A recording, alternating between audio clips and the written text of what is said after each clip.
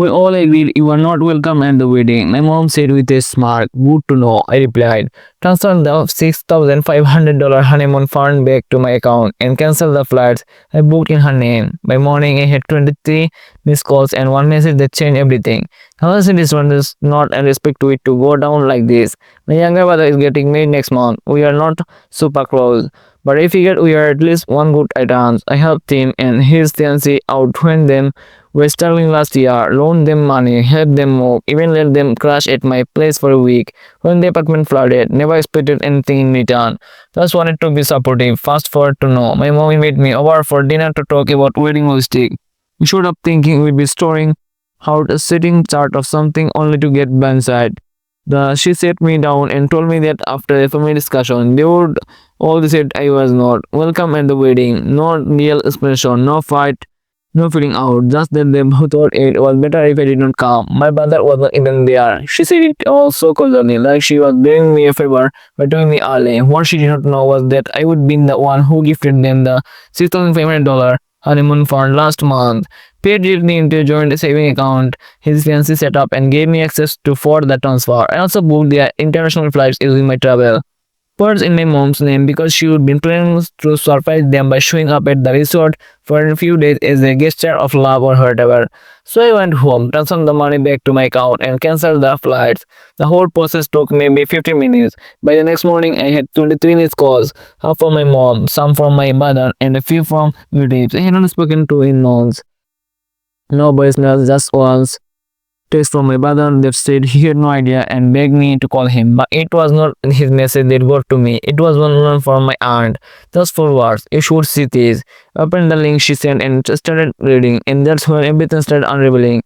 The link my aunt sent was a screenshot and cropped chunk from a family group chat I was not in. Apparently someone had accidentally added her to it, not realizing she still had the same number. She quietly stayed in watching until she saw my name come up. They would be talking about the wedding, that decoration 8. During the age song request would be it's which table and then to conversation shifted. My name popped up, though not in a good way. My mom kicked it up, saying it would be difficult lately and that I had a way of making things over myself. She said excluding me from the wedding would keep this things peaceful. What got me was now how quickly everyone jumped on board. The uncle chimed in about how I was always too quiet and made things awkward. Another relative joked that I probably would not even notice. I was not immediate. Then came the kicker. The bridesmaid said she was relieved I would be there because she did not want the energy on her big day. The energy like I was some kind of storm cloud. My mom replied with a thumbs up and said she'd handle it. No one defended me, not even my brother, not on just silence. I sat with it for a while. I did not respond to anyone's calls or texts. I did not see the point. They would make their feelings clear long before I cancelled anything. I was not wanted, not for who I am, just for what I could give. The thing is, I would never told them the honeymoon fund was from me. I didn't want credit. I just wanted to do something kind. The mom needs to. And she used that to spin it into her own gift. That's why the flights were in her name. She planned to take credit for all of it. By afternoon, the message got angrier. My brother left a voicemail saying the trip was unrefundable and now everything was ruined. My mom sent a voice note crying saying I was destroying the happiest time of their lives, and all I could think was they were finally destroying me.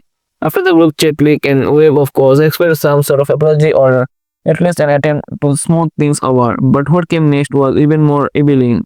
My cousin, the only one in the family I still talk to regularly, reached out privately. She told me my mom had been scribbling to fix everything, not by reaching out to me, but by trying to replace what I took away. They were trying to revoke flats. Problem was everything had been using my frequent flyer account. The flats were award booking tied to my points, the fully under my name. Resort booking was connected to their some same returnee. Canceling it over the whole package, and since it was peak season, the prices had doubled since I had made the reservation months ago. Apparently, they tried calling the airline and even posing as me to verify the account. Did not work. My cousin said my mom lost it in the phone. My cousin said my mom was in the phone when she found out everything was locked behind two-factor authentication. At this point, the wedding was 3 weeks away and the honeymoon was supposed to start the morning after. They had nothing, no flights, no hotel, no plan B. My cousin said my mom told everyone she'd fix it, but behind the scenes, she was begging people for money, to cover this cost. My brother had no clue any of this had happened until 2 days after the cancellation.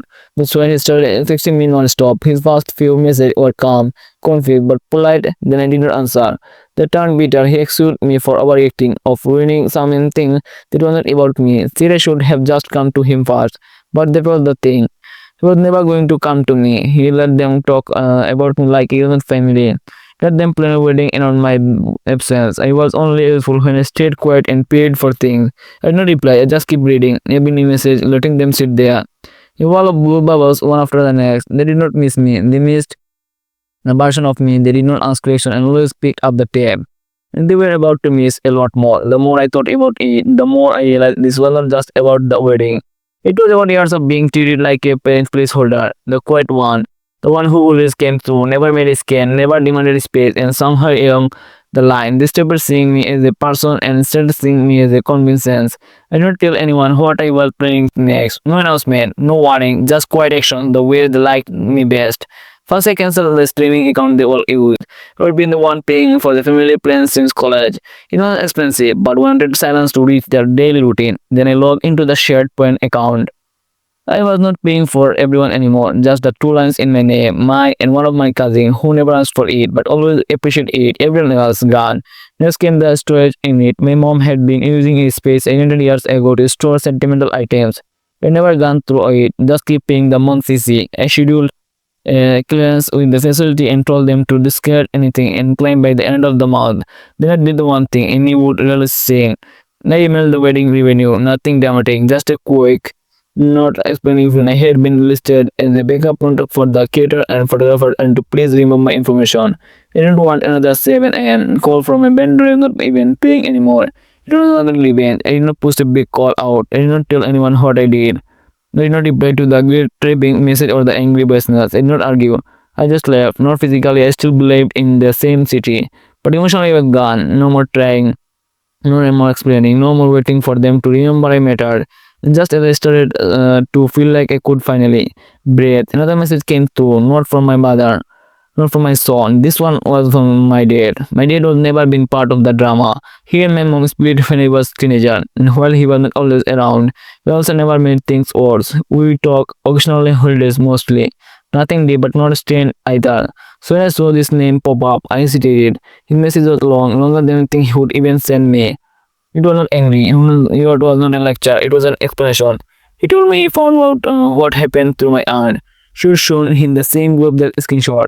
He said he was not surprised, but he was disappointed not in me and then. Said he saw this pattern a long time ago.